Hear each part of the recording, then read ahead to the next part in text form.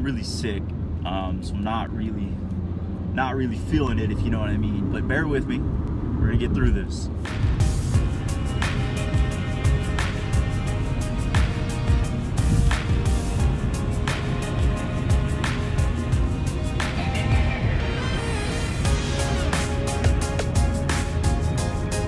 Like, I just want to rant for a minute, and I didn't want to waste people's time and whatever, and I thought about chopping this up and kind of making it a neat little video. So what I'm talking about here is you know, the purpose of practice and how it can allow you to just make better decisions. So the purpose of practice, I guess. And so the kind of focal point I want to address is that there's a point where you have the event and you have your reaction to it, and in the middle of that there is where you make a decision on how to react to the event. Okay, and that could be anything from, take for instance, I'm driving a vehicle right now, somebody swerves in my lane. There is a point where I make a decision on how to react to that. Or if somebody yells at me, and before I do anything, I have a decision to make. And that could be deeply rooted into how I always make a decision, or how I've been shown to make a decision, you know, through my parents or friends or whatever peer group or whatever it is. So I react just kind of naturally or whatever. I can't think of the word at the moment. The point of practice is that you can learn to take that paradigm that's deeply rooted in you, and you can learn to, you know, change it, I guess. And that's the point of practice. If you're playing sports, you practice, right? And you learn things like muscle memory, or you learn how to play with the other players on your team, things like that. So you know, like, the certain specific moves that another guy does, and you know where he's going to end up because he usually does that type of thing. You know what I mean? You know how fast he's going to run. So if you have a wide receiver and you're the quarterback, you know that through repetition, that if he runs a slant route, he's going to probably end up somewhere. Boom, I'm going to throw that ball there. Whenever he's at this point, he's going to end up here. I throw the ball in that spot.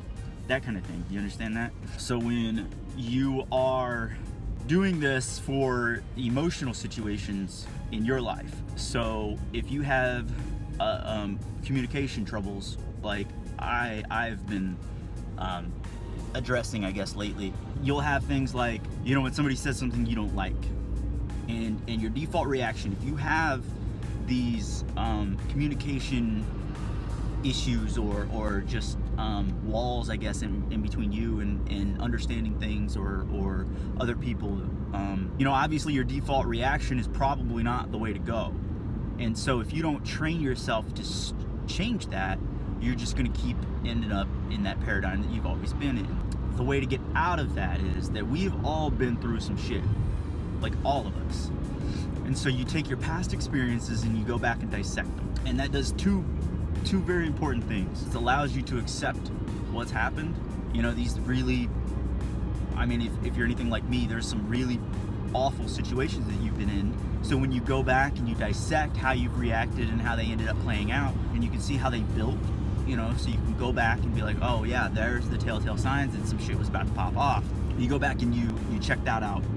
And you're also allowing yourself to go back and pinpoint right exactly where you made a decision on how to react to it. So if you go back and you really sit with it for however long it takes, it's gonna be painful, and it's gonna be hard.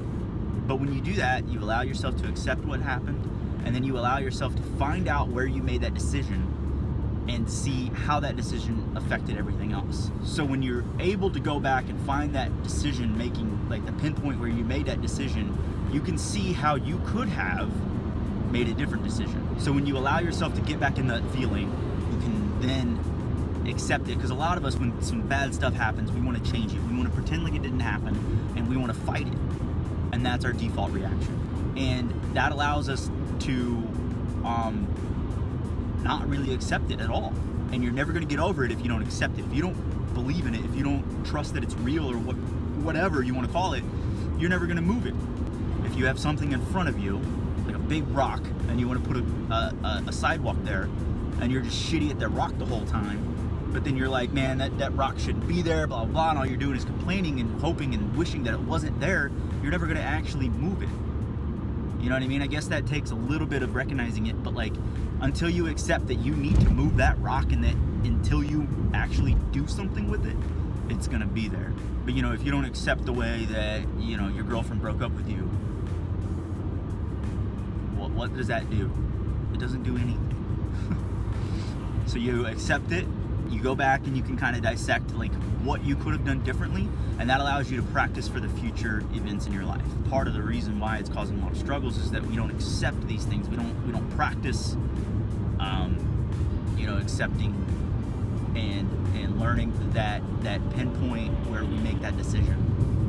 So I think if we go back and be intentional about what we've gone through and what we can learn from it, I think if we go back and accept all that stuff, it'll make the rest of this year a lot better. In the past few weeks, that's what I've been kind of doing. It's been really tough, but that's what it's allowed me to do. So I kind of had to dig in deep where I'm really uncomfortable with myself and really, and sometimes it allowed me to get into where I didn't really feel well, you know, and not like physically, like, but I mean, maybe that's kind of a little part of it, you know. But yeah, emotionally, it was just really hard to face all that stuff because I didn't want to. But being intentional about the reason why and what I was getting out of is that I put that little silver lining on all of it. I put that positivity spin on it, and so I felt good about getting dirty.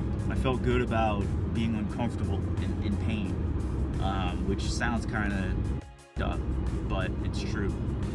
And like I said, when you allow yourself to do that, good things happen, and you know, you learn those muscle memories. And so when some things happen really fast, you know, you get in an argument, you get in a fight, you get in these difficult situations that you're used to reacting negatively to, you learn to immediately react without necessarily thinking consciously.